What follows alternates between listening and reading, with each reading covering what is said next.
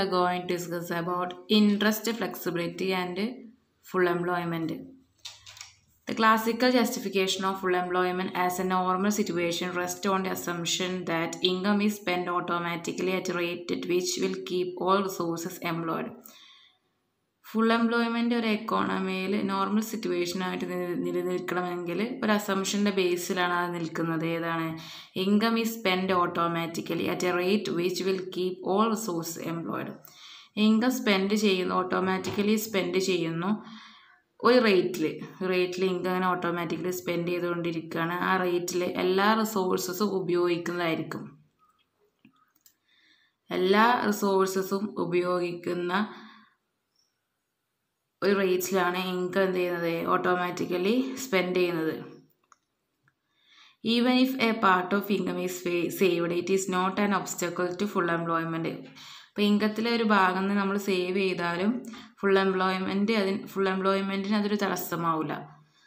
Because what is saved is automatically spend in the economy. എന്താണോ save ചെയ്യുന്നത് അത് automatically എക്കോണമിയിൽ സ്പെൻഡ് ചെയ്യുന്നതായിരിക്കും, ചിലവഴിക്കുന്നതായിരിക്കും. Investment is another form of spending. അതായത് ഇൻവെസ്റ്റ്മെൻറ്റ് എന്ന രീതിയിൽ നമ്മൾ സേവ് ചെയ്തിരിക്കുന്നത് എക്കോണമിയിൽ സ്പെൻഡ് ചെയ്തിരിക്കും. Thus all income is spend partly for consumption and partly for investment. അപ്പോൾ എല്ലാ ഇൻകം സ്പെൻഡ് ചെയ്യുന്നുണ്ട്. ഒന്നെങ്കിൽ അത് കൺസംഷൻ ആയിരിക്കാം, അല്ലെങ്കിൽ അത് ഇൻവെസ്റ്റ്മെൻറ്റിനായിരിക്കാം. Flexibility in the rate of interest is the mechanism which maintains equality between saving and investment. സേവിങ്സും ഇൻവെസ്റ്റ്മെൻറ്റും തമ്മിലൊരു equality കൊണ്ടുവരുന്നത് റേറ്റ് ഓഫ് ഇൻട്രസ്റ്റിലൂടെയാണ്. അപ്പോൾ റേറ്റ് ഓഫ് ഇൻട്രസ്റ്റിൽ വരുന്ന മാറ്റത്തിനനുസരിച്ചിട്ടാണ് സേവിങ്സും ഇൻവെസ്റ്റ്മെൻറ്റും തമ്മിലുള്ള ഈക്വാലിറ്റി നിർണ്ണയിക്കുന്നത്. If saving is greater than investment, there is an excess of labor available over labor employed.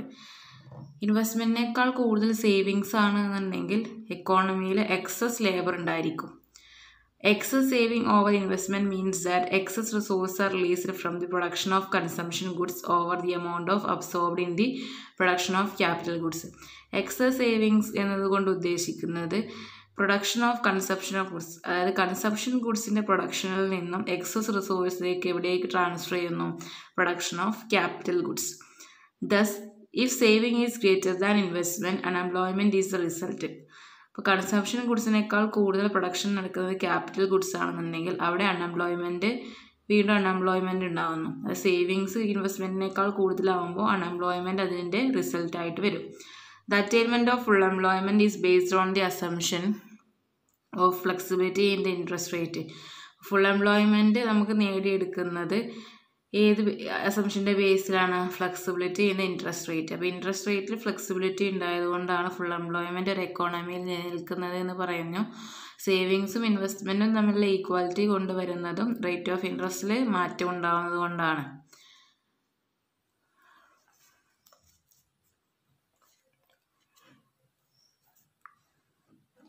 A flexible interest rate is one that falls in the face of an excess savings over investment. ഒരു flexible interest rate എന്ന് പറയുന്നത് കുറയുന്നു, അത് fall ചെയ്യുന്നത് എപ്പോഴാണ്? Savings ഇൻവെസ്റ്റ്മെൻറ്റിനേക്കാൾ കൂടുതലാവുമ്പോഴാണ് interest rate കുറയുന്നത്. If saving is greater than investment, changes in the rate of interest will reduce savings. ഇൻവെസ്റ്റ്മെൻറ്റിനേക്കാൾ കൂടുതൽ സേവിങ്സ് ആണെന്നുണ്ടെങ്കിൽ റേറ്റ് ഓഫ് ഇൻട്രസ്റ്റിൽ മാറ്റം വരുമ്പോൾ അത് സേവിങ്സിനെ മാറ്റും. റേറ്റ് ഓഫ് ഇൻട്രസ്റ്റിൽ മാറ്റം വരുമ്പോൾ സേവിങ്സ് എന്ത് ചെയ്യുന്നു? റെഡ്യൂസ് ചെയ്യുന്നു. And increase investment until they are brought to equality with each other. അതേപോലെ ഇൻവെസ്റ്റ്മെൻറ്റ് എന്ത് ചെയ്യുന്നു? ഇൻക്രീസ് ചെയ്യുന്നു. അപ്പോൾ റേറ്റ് ഓഫ് ഇൻട്രസ്റ്റ് കുറയുകയാണെന്നുണ്ടെങ്കിൽ അത് സേവിങ്സ് കുറക്കും, അത് ഇൻവെസ്റ്റ്മെൻറ്റ് കൂട്ടുകയും ചെയ്യും. ഇൻ ദ ഫസ്റ്റ് പ്ലേസ്, അതായത് ഫസ്റ്റ് കണ്ടീഷൻ എന്ന് പറയുന്നത് ഇവിടെ പറഞ്ഞിട്ടുള്ള ഫസ്റ്റ് കണ്ടീഷനിൽ the higher rate of saving will tend to lower the rate of interest. Rate of savings കൂടുതലാണെന്നുണ്ടെങ്കിൽ റേറ്റ് ഓഫ് ഇൻട്രസ്റ്റ് കുറയുകയും ചെയ്യും. റേറ്റ് ഓഫ് ഇൻട്രസ്റ്റ് കുറയുമ്പോൾ സേവ് ചെയ്യാനുള്ള ടെൻഡൻസി കുറയും. Lessen the incentive to save. In the second place, the lower rate of interest will increase the incentive to invest.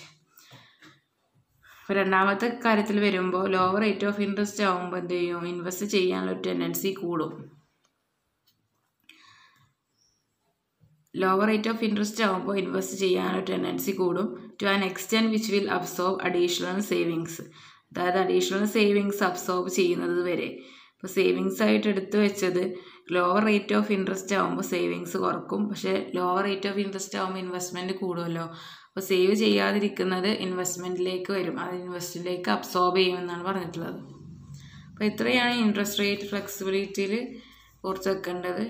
അപ്പോൾ ഒരു എക്കോണമിയിലെ normal situation എന്ന് പറഞ്ഞാൽ ഫുൾ എംപ്ലോയ്മെൻറ്റ് നേടിയെടുക്കുന്നതിനുള്ള ഒരു മെയിൻ അസംഷൻ എന്ന് പറയുന്നത് ഇൻട്രസ്റ്റ് ഫ്ലെക്സിബിൾ ആയതുകൊണ്ടാണ്, ഇൻട്രസ്റ്റ് റേറ്റ് ഫ്ലെക്സിബിൾ ആയതുകൊണ്ടാണ്. അപ്പോൾ ഫ്ലെക്സിബിലിറ്റി ഇൻട്രസ്റ്റ് റേറ്റിൽ ഉണ്ടായതുകൊണ്ടാണ് സേവിങ്സും ഇൻവെസ്റ്റ്മെൻറ്റും തമ്മിലൊരു ഈക്വാലിറ്റി മെയിൻറ്റെയിൻ ചെയ്ത് പോകാൻ കഴിയുന്നത്.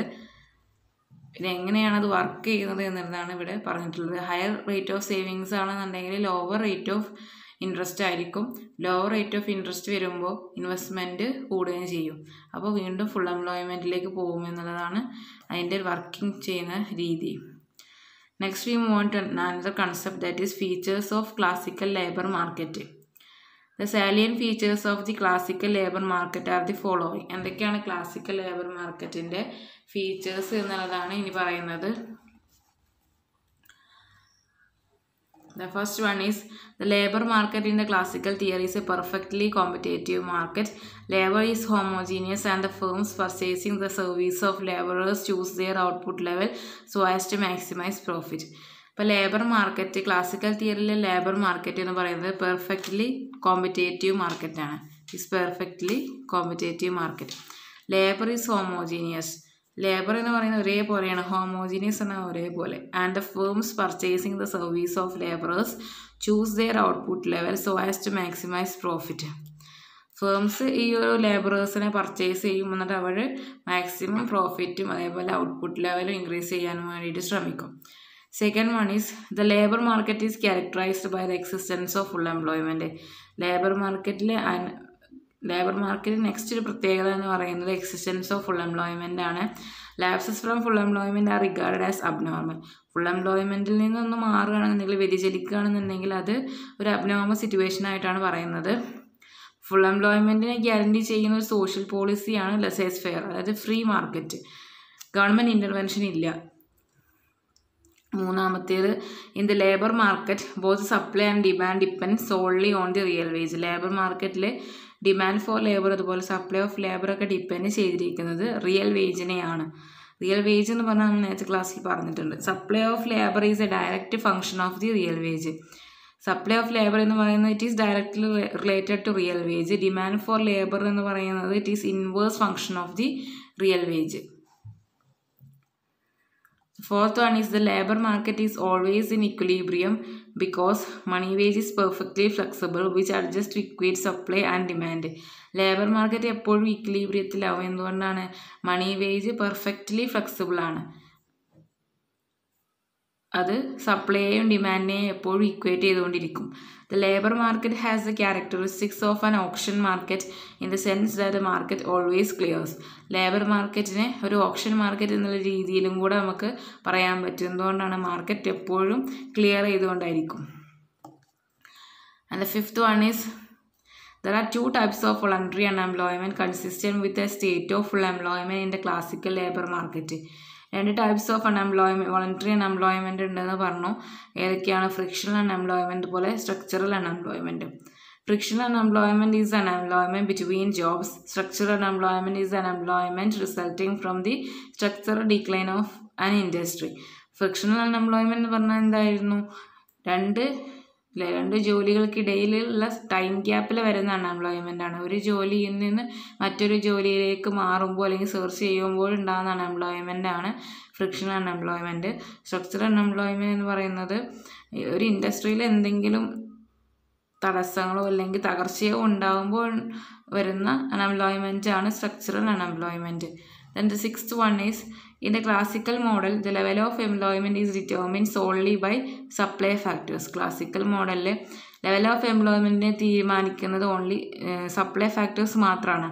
There is no role for aggregate demand in determining the level of employment. Aggregate demand ഇതിലൊരു റോളും ഇല്ല, ഒരു പങ്ക് വഹിക്കുന്നില്ല. Thus, the demand side factors such as the quantity of money, changes in government spending and taxes have no role in determining the level of employment. ഇപ്പോൾ classical model പറയുന്നത് supply factors മാത്രമാണ് level of എംപ്ലോയ്മെൻറ്റിനെ തീരുമാനിക്കുന്നത്. Demand factors ഇതിലില്ല. Demand factors ആയിട്ടുള്ള quantity of money, changes in government spending, taxes എന്നുള്ളതൊന്നും level of എംപ്ലോയ്മെൻറ്റിനെ തീരുമാനിക്കുന്നതിൽ ഒരു പങ്കും ഇല്ല എന്നാണ് പറഞ്ഞിട്ടുള്ളത്. അപ്പോൾ ഇത്ര ഫീച്ചേഴ്സ് ഓർത്ത് വെക്കുക. ഇതൊക്കെ ഫീച്ചേഴ്സ് ഓഫ് ക്ലാസിക്കൽ ലേബർ മാർക്കറ്റാണ്. അപ്പോൾ ഇന്ന് നമ്മൾ ഡിസ്കസ് ചെയ്തത് എന്തൊക്കെയാണ്? ഇൻട്രസ്റ്റ്, ഫ്ലെക്സിബിലിറ്റി ആൻഡ് ഫുൾ എംപ്ലോയ്മെൻറ്റും, ഇൻട്രസ്റ്റ് ഫ്ലെക്സിബിൾ എങ്ങനെയാണ് ഫുൾ എംപ്ലോയ്മെൻറ്റിലേക്ക് നയിക്കുന്നത്, അതുപോലെ എന്തൊക്കെയാണ് ക്ലാസിക്കൽ ലേബർ മാർക്കറ്റിൻ്റെ ഫീച്ചേഴ്സ് എന്നുള്ളതാണ്. ഓക്കെ.